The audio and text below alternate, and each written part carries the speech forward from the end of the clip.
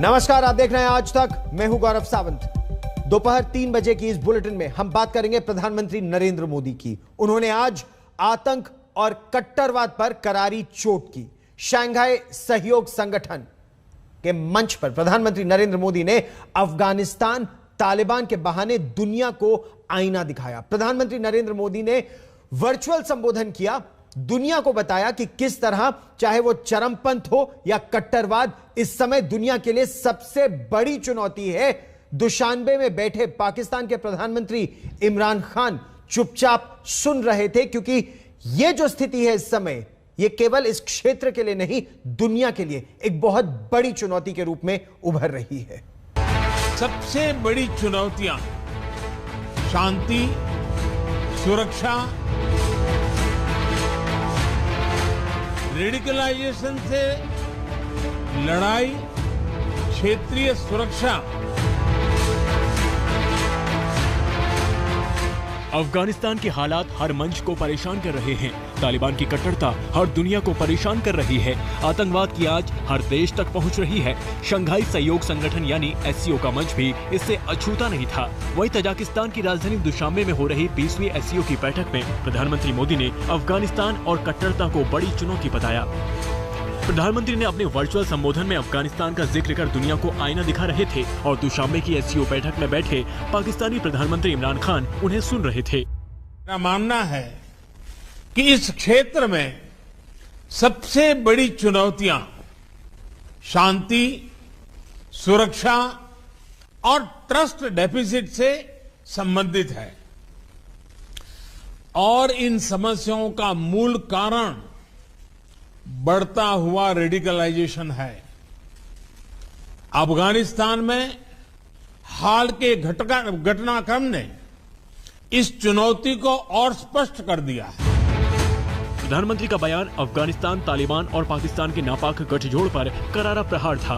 उन्होंने साफ कर दिया कि कट्टरता से न सिर्फ विश्वास में कमी आई है, बल्कि शांति और सुरक्षा के सामने भी खतरा पैदा हुआ है। एक्सेलेंसी, रेडिकलाइजेशन से लड़ाई, क्षेत्रीय सुरक्षा और आपसी ट्रस्ट के लिए तो आवश्यक है ही। यह हमारी युवा पीढ़ियों के उज्जवल भविष्य के लिए भी जरूरी है। अफगानिस्तान भारत का पड़ोसी देश है, जहां तालिबान के आने से न सिर्फ कट्टरता बढ़ी है, खौफ का माहौल भी बना है, बल्कि ये खतरा भी बना है कि कहीं अफगानिस्तान आतंकियों के शरणस्थली न बन जाए। शंघाई सहयोग संगठन एक ऐसी संस्था है जिसके सदस्य भारत के साथ पाकिस्तान भी है और चीन भी। दोनों देशों के तालिबान के साथ गड़बड़ियां किसी से छिपी नहीं है। मध्य एशिया के मुस्लिम देश तजाकिस्तान, किर्गिस्तान, कजाकिस्तान, उज्बेकिस्तान और नया स्थायी सदस्य ईरान भी शामिल है। यही वजह है कि प्रधानमंत्री ने इस्लामिक परंपरा को याद दिलाते हुए आपसी सहयोग पर जोर दिया। भारत में और एससीओ के लगभग सभी देशों में इस्लाम से जुड़ी मॉडरेट, टॉलरेंट और इंक्लूसिव संस्थाएं और परंपराएं हैं। एससीओ को इनके बीच एक मजबूत नेटवर्क विकसित करने के लिए काम करना चाहिए। शंघाई सहयोग संगठन का गठन आपसी सहयोग के लिए 2001 में हुआ। भारत और पाकिस्तान को 16 साल बाद जोड़ा गया। आज ईरान भी इस मंच की स्थायी सदस्य बन गया है। अब जरूरी है कि इस मंच का मकसद भी पूरा हो। सही सदस्य देशों में सहयोग बढ़े, भरोसा बढ़े, भाईचारा बढ़े, लेकिन पाकिस्तान और चीन इसे समझे तब तो। आज तक ब्यूरो। और सबसे बड़ी चुनौती भी यही है, पाकिस्तान से पनप रहा आतंकवाद और चीन की शह। क्या शंघाई कोऑपरेशन ऑर्गेनाइजेशन इससे पार पा पाएंगे? हमारे साथ आज एम्बेसडर स्कंद तयाल जुड़ रहे हैं, हमारे साथ एम्बेसडर जेके त्रिपाठी जुड़ रहे हैं, क्योंकि यह जो मुद्दा है इसको बहुत गंभीर कूटनीति से निपटने की आवश्यकता है। एम्बेसडर तयाल, जिस तरह से प्रधानमंत्री नरेंद्र मोदी ने कट्टरवाद का जिक्र किया, चरमपंथी विचारधारा का जिक्र किया, वो इस क्षेत्र के लिए सबसे बड़ी चुनौती है। अफगानिस्तान से निकल रही यह मानसिकता, खासतौर पर वो देश जिनकी अफगानिस्तान से सीमा लगती है, उनके लिए खतरा बढ़ा सकती है।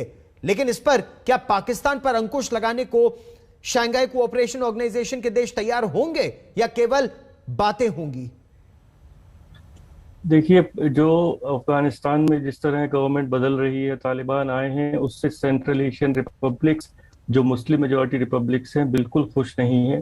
ताजिकिस्तान तो पंशीर वैली और उस सब में जो अफगान हैं वो ताजिक मूल के हैं, और ताजिकिस्तान के लोगों का उनके साथ कल्चरल, रिलीजियस और परिवार का संबंध है।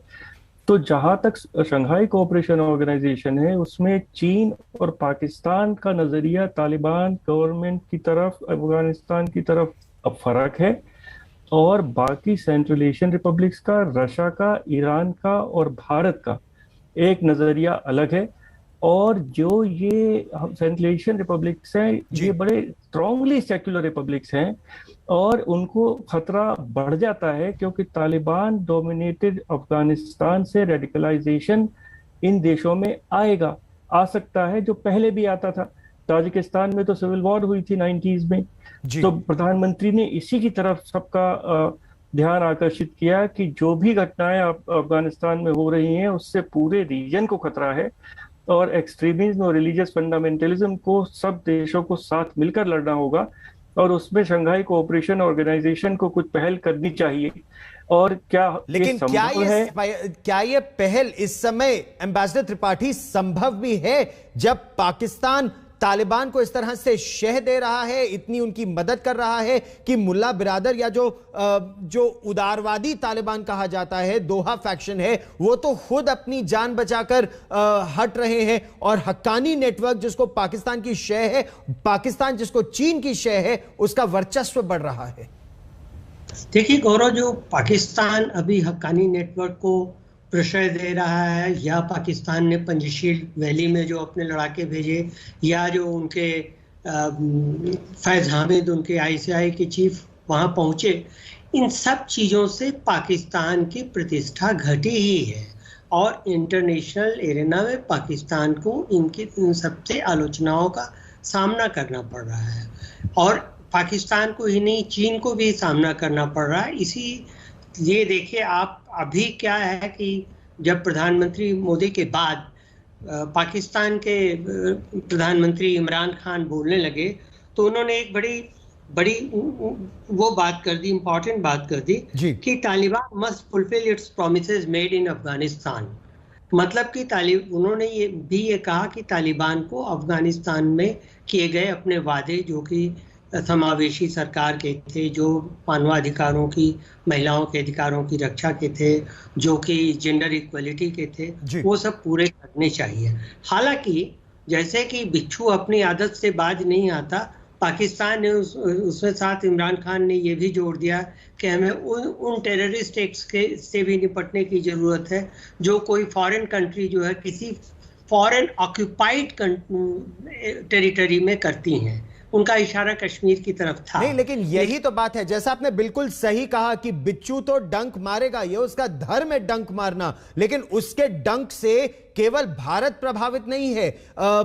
पाकिस्तान का प्रश्रय पा रहे आतंकवादियों से इस पूरे क्षेत्र को, एम्बेसडर तयाल, जो खतरा बढ़ रहा है, उससे निपटने के लिए प्रधानमंत्री ने कहा कि इस कट्टरवाद और चरमपंथ से निपटने के लिए जो रणनीति है, जो कूटनीति है, रोड मैप है, ये SCO को तैयार करना होगा। ईरान आज SCO से जुड़ गया है और ईरान को भी तालिबान से खतरा है। तो क्या बातें होंगी या कोई रोड मैप तैयार हो सकता है जब इतना दो फाड़ है आतंकवाद के मुद्दे पर यह समूह भी?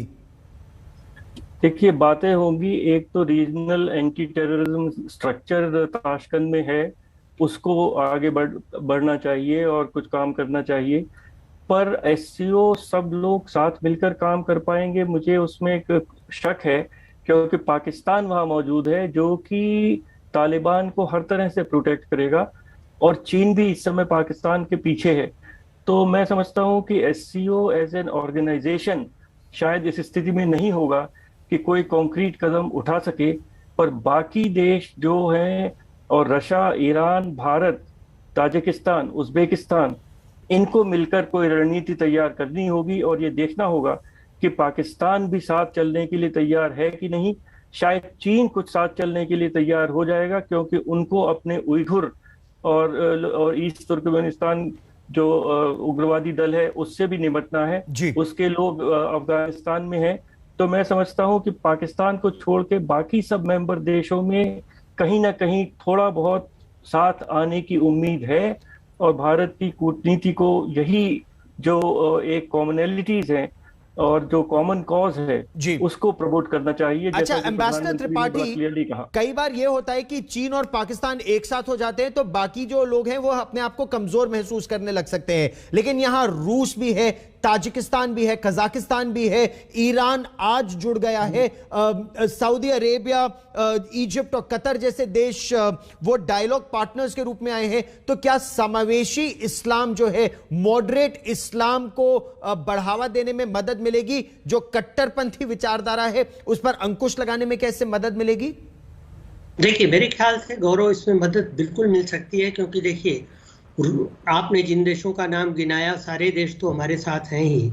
ईरान के आ जाने से और सऊदी अरेबिया के एज डायलॉग पार्टनर आ जाने से, क्योंकि सऊदी अरेबिया सबसे कट्टर देश माना जाता था, लेकिन सऊदी अरेबिया में अभी देखिए कितना उदारीकरण हो रहा है।